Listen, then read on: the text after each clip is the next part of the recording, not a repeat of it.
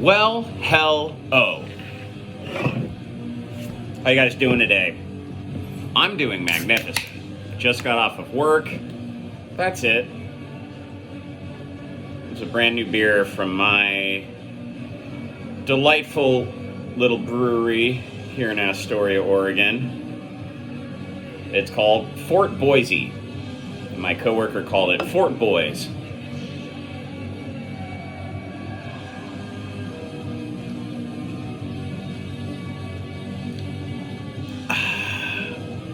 All right, I'm listening to a really cool tape. It is a group, or project rather, called Lucero del Alba.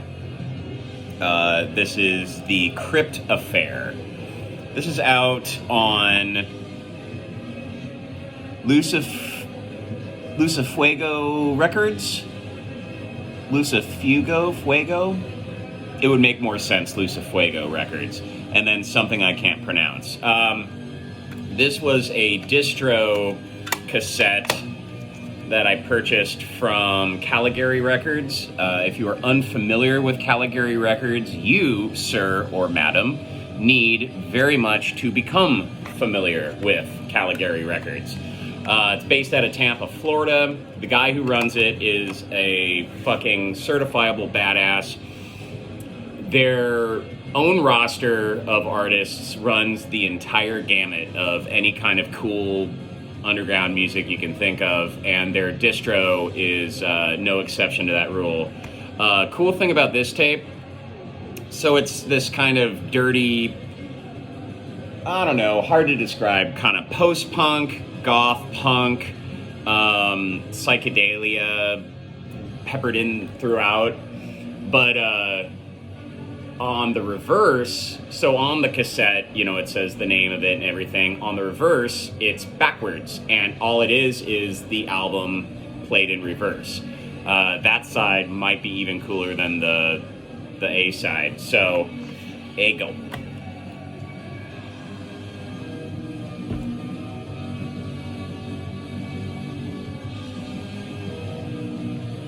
I got 2 bits of mail today. One that I do not recall, and then one that is a very special piece of mail. If you are at all familiar with Dungeon Synth, then you will no doubt know how exciting today is.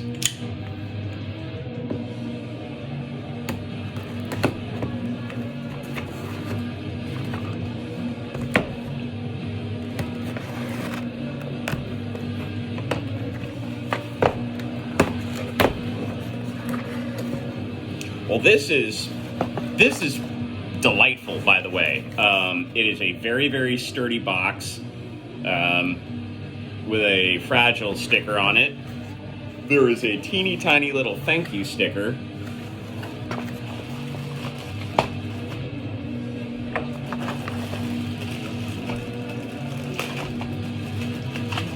See, I'm used to getting tapes in just this. And I am surprised more shit hasn't just been smashed to fucking bits.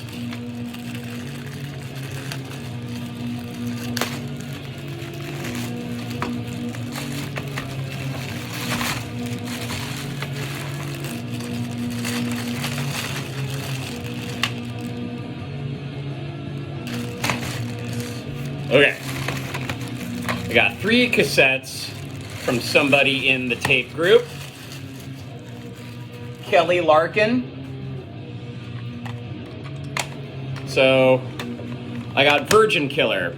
I have multiple copies of this. And the thing is that, did you ever go to record stores or video stores and something that you already had was there, but you don't see it pop up very often, so you just buy it?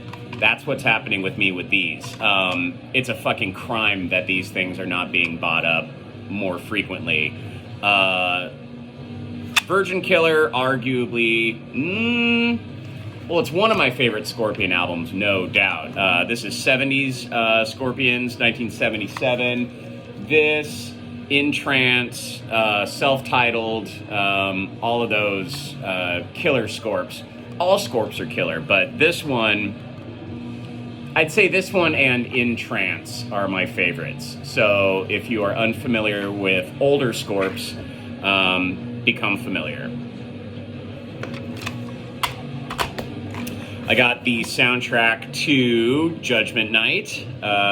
This one was a great soundtrack I had as a kiddo. When was this? 93? So I was like 11 years old. It is a cool mix of rock and rap. Cypress Hill and Sonic Youth, Onyx and Biohazard, House of Pain and Helmet, Run DMC and Living Colour. Living Colour should have been bigger than they were. Ice-T and Slayer, Del the Funky Homo Sapien and Dinosaur Jr. What? De La Soul and Teenage Fan Club, Sir Mix-a-Lot and Mudhoney, which is cool because they're both Seattle-based. Booyah Tribe and Faith No More, Fatal and Therapy, Cypress Hill and Pearl Jam. But, yeah. Cool.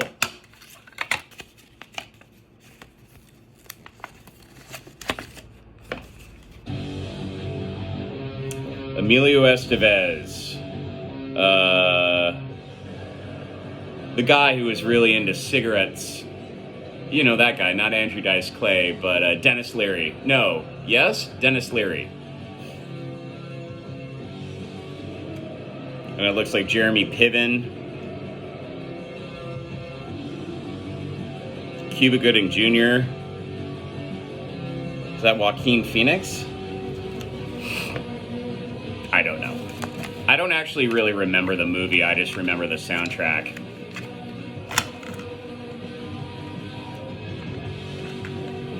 So, oh, also, yes, mystical Halloween sounds. So it's on Mystic Records, so that I would imagine where mystical comes from. You've got old Drac with a jam box and a bottle of bottle of Blood Light.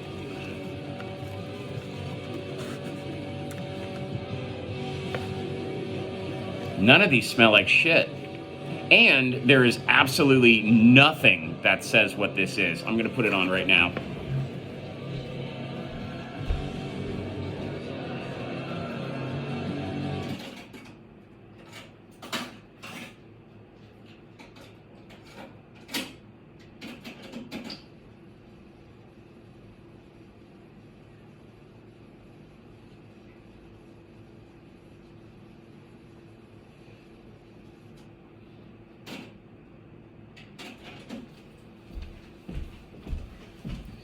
The suggested retail price on this is $2.99. I think I paid $1 for it.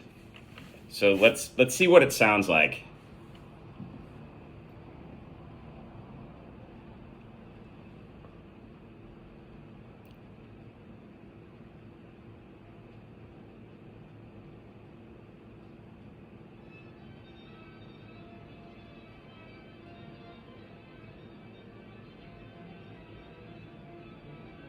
I'm going to turn this up.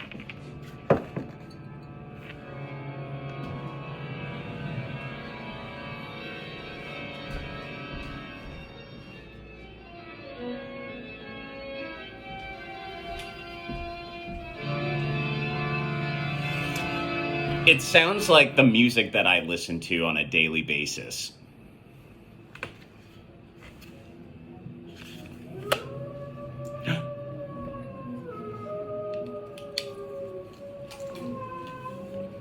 Oh God, I hope it's a sound effects tape.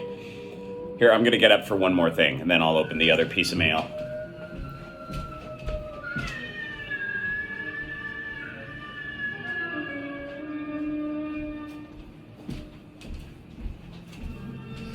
It's totally a sound effects tape, which is magnificent.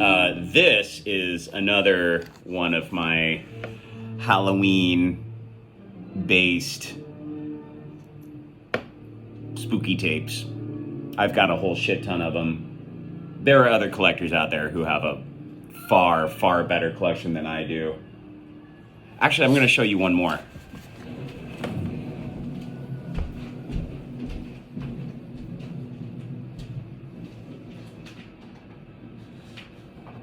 I'm going to show you two more. So one of my very first Amazon purchases many, many years ago was this sealed copy of More Scary Stories to Tell in the Dark on cassette, as narrated by George S. Irving. When I was a kiddo, I went over to this kid's house. He's like a childhood friend, and we listened to the first one of these on cassette, and it scared me to fucking death. And then the other, this thing is insane. I got this from Tyler Bell. It's called A Hornbook for Witches. Stories and Poems for Halloween, Warlock, Vincent Price. Check this fucking thing out. This is from 19 something. It's from the 1900s.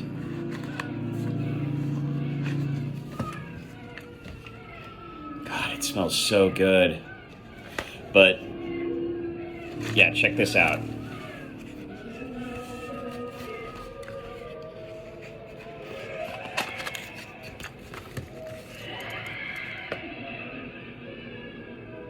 This is from 1976. When I make mixtapes, I'll often put some of the little stories on here. Vincent Price narrates the shit out of this stuff.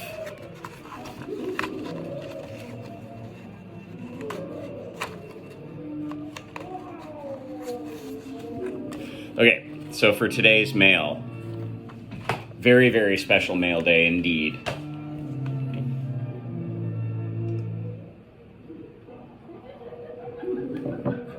If you are a fan of Dungeon Synth and Dungeon Synth adjacent music, then you no doubt know the excitement experienced when you receive mail from one Daniel McManus of Butte, Montana.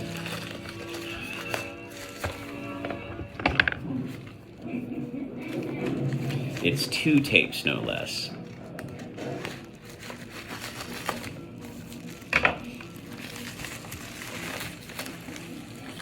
Oh. Okay, here we go. We have got Serpent's Isle. This is Old Saltwater Passages by Serpent's Isle. Serpent's Isle is one of the many projects of one Daniel McManus, aka Mist. Coniferous Mist, Nocturnal Effigy, Serpent's Isle, Longsword, etc., etc., etc., ad nauseum.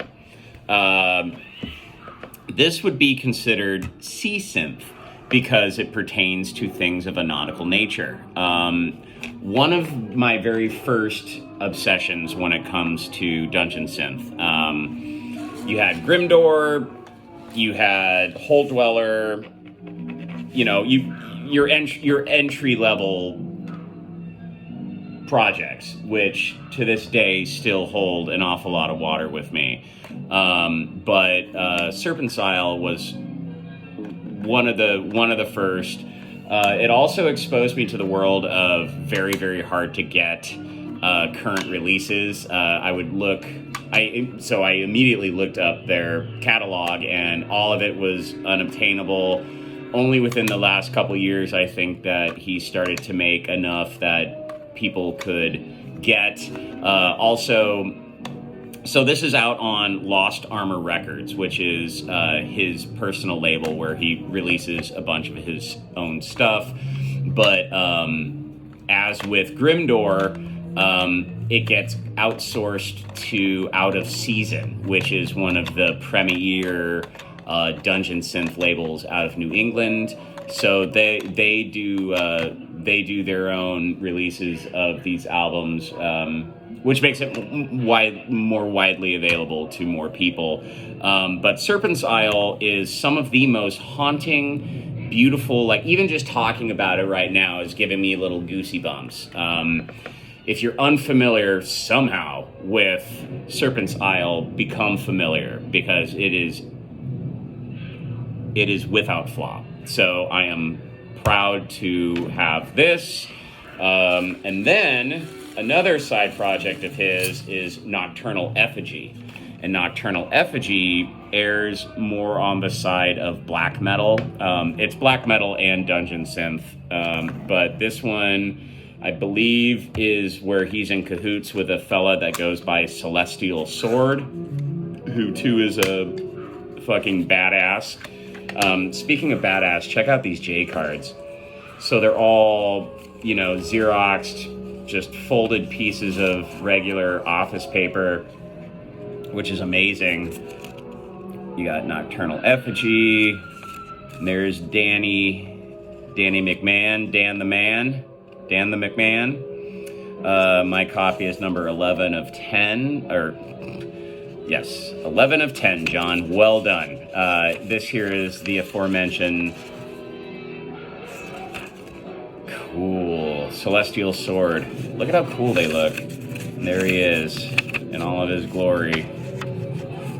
Spiky, alluring.